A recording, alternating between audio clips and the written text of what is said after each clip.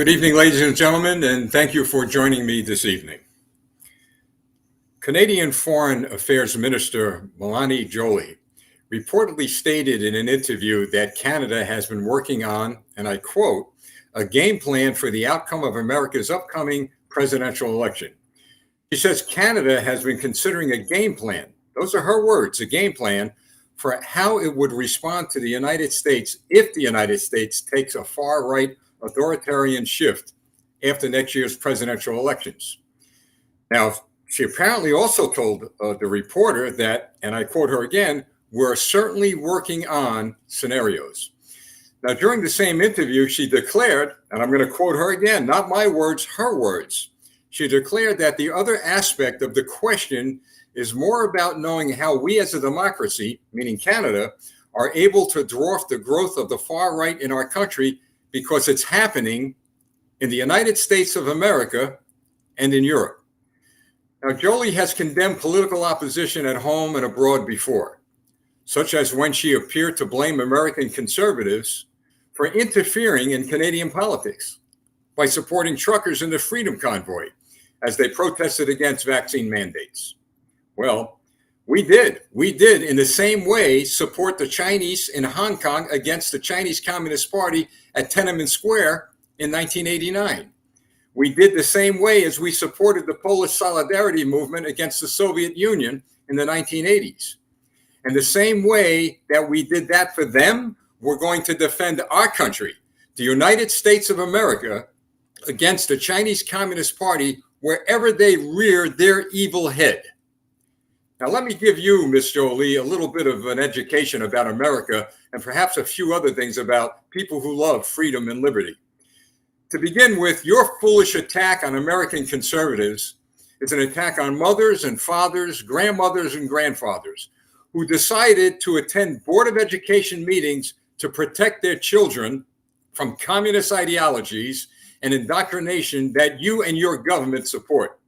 Your foolish attack on American conservatives is an attack on hardworking men and women who are fighting a winning battle to preserve their individual rights, freedoms, and liberties in this country.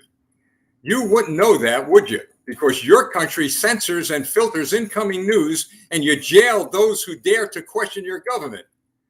That, to me, sounds like a game plan of the Chinese Communist Party. Your foolish attack on American conservatives is an attack on the very people who stand on a document that freed us from the enslavement of governments like the one you are enslaved to. That document is called the Constitution of the United States of America, and it happened to be created by conservatives as far back as 1776. And by the way, those conservatives back then, they were called radicals by the King of England.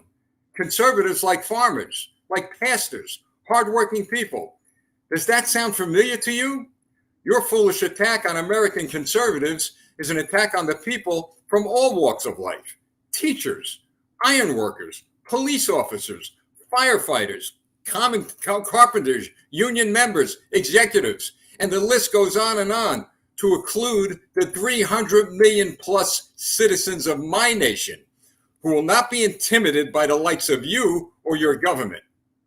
You say you want to protect the citizens of Canada from a conservative movement that is spreading worldwide, especially here in the United States of America. Well, I have news for you. That movement is for freedom, it's for liberty, and it's for individual rights. So you want to protect the citizens of your country from freedom, liberty, and individual rights. That's out of your mouth, not mine. Americans are proud of everyone fighting for those rights. Conservatives in America are winning in this country, in our schools, in our local and state governments, and in the courts. And very soon, we're going to be winning in the United States Congress, the Senate, and the White House. So whatever your game plan is, you bring it on. You have proven to me, at least, and I'm sure millions of people, not only throughout America, but around the world, that you and your government are what I have been saying for a year and a half. You and your government are a national security to the threat of my country. You are a national security threat to the United States of America, in my opinion. And I believe in the opinions of millions of others. And that is something, know this, that is something our leaders will have to address in due time. Throughout history, the United States has been that shining city on a hill, fighting against communism worldwide, as I said earlier, no matter where it rears its ugly head. So I would say this to you, Mrs. or Miss Foreign Minister Affairs over there in Canada. By the end of that plan that you have, that great plan that you're so proud of, I would believe that you will be signing off of your plan with the famous lyrics of that famous song, "What Kind of Fool Am I?" I am proud to be an American. I am proud to be a conservative. And I'm proud of the Canadian people and others worldwide who stand for what? For freedom, for liberty, and individual rights. Miss Foreign Minister, know this. Freedom will always ring in the hearts, souls, and spirits of good people. And I say to you that as you're singing your song, "What Kind of Fool Am I?" we the people will be singing that wonderful song, "Let Freedom Ring." I'm Lieutenant Stephen Rogers.